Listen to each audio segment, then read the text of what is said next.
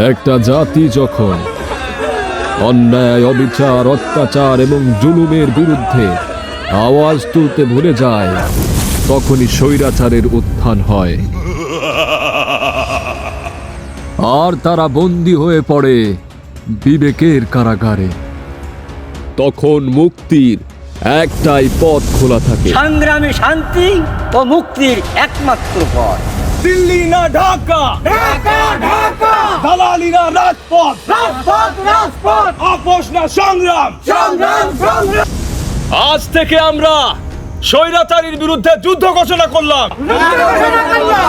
জগদীশ্বর তিনি সব কিছু দেখেন।